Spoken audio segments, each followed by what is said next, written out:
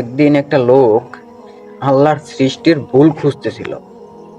একটা বট গাছের নিচে বসে বসে সে ভুল খুঁজতেছিল যে আল্লাহ যে এত কিছু বানাইছে, এত কিছু তৈরি করছে, কোথাও কি কোনো ভুল আছে? যে এটা না বানাইয়া এরকম বানাইলে ভালো হইতো।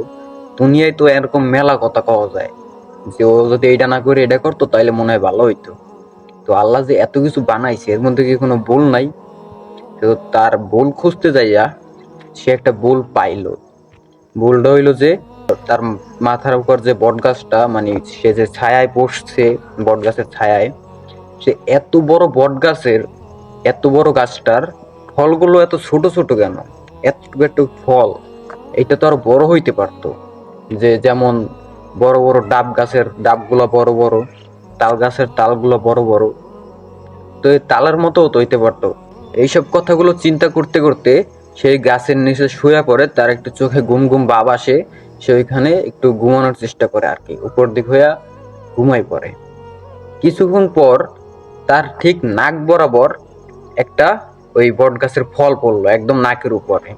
হালকা একটু ব্যথা অনুভব হলো। তখন তার মাথায় আসলো, যদি এই ফলটা তালের মতো বা ডাবের মতো হইতো তাহলে তো এখানেই লেডা চটকাই গেছিল।